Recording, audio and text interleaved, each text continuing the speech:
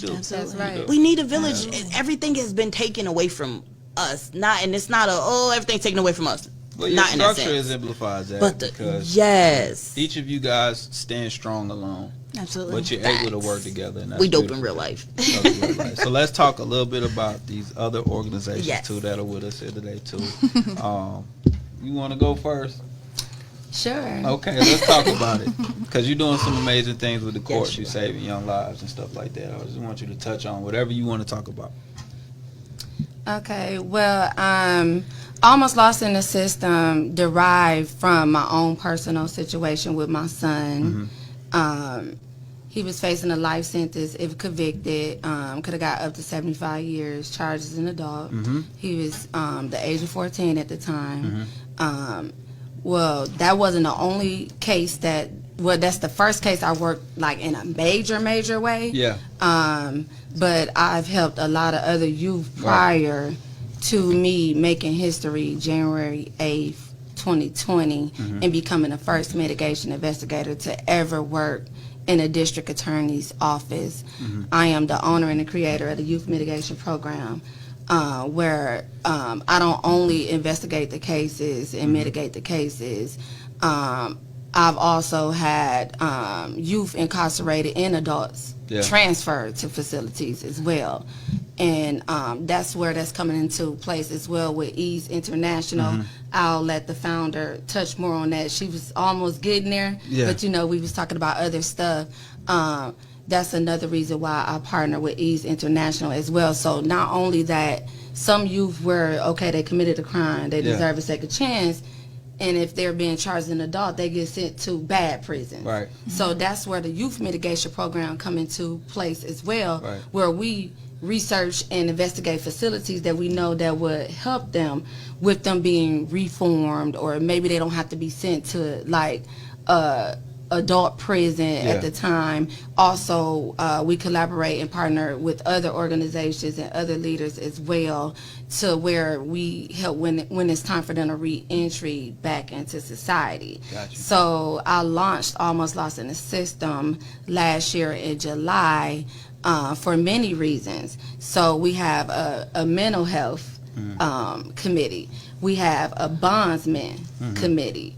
We have a criminal justice committee, a criminal justice reform committee, a prison reform committee, and we also have a legislation committee as well, where I will have some of the leaders mobilizing at the state capitol. And not only just this, Georgia is the blueprint, of course, but we work and will be working more major on a national level. I love it. And let me hit the hype bell for all those things. The reason I'm saying that is because it really makes sense. Because a lot of times you see kids, they make a mistake, right? And it may be a mental health issue. It may be a situational challenge they're going through. You haven't eaten all day, so I'm going to steal something to eat. I just talked to a young brother last night. He said his mom was battling breast cancer. They were basically homeless. So he went out and was like, I had to find a way to make us some money and get my mom off the street. He gets locked up, right? Now, without the proper legal team to try to really voice his situation, you may get lost. You may have a DA or somebody, you may have a public defender that is going to entice you to take a deal.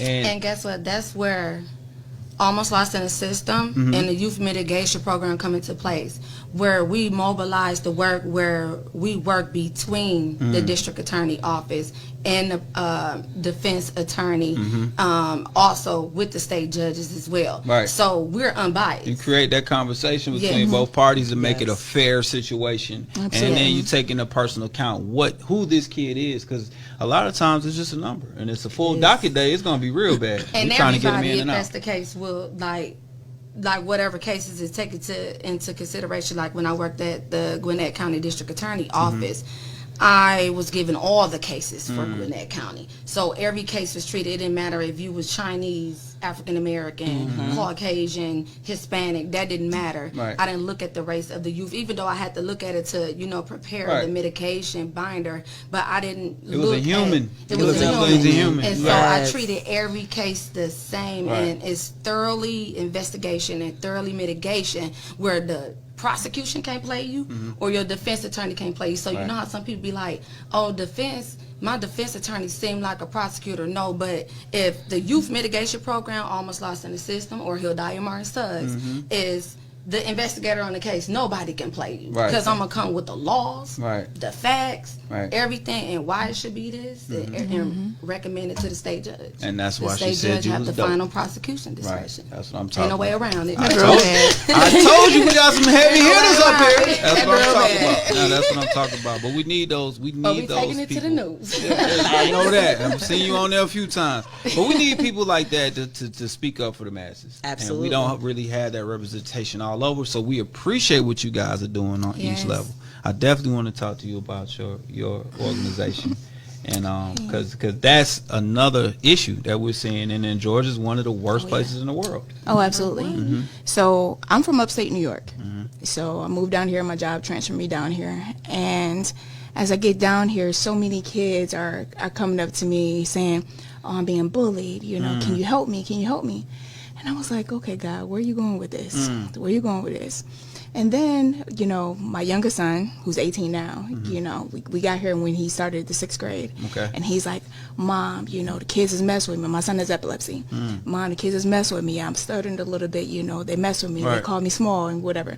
They don't call him small no more because he don't grow it up. But I mean, sometimes kids can be cruel, and unfortunately, sometimes they taking stuff out on other kids because they're getting abused themselves, Yeah. Absolutely. mentally or physically or verbally. Yeah. Absolutely.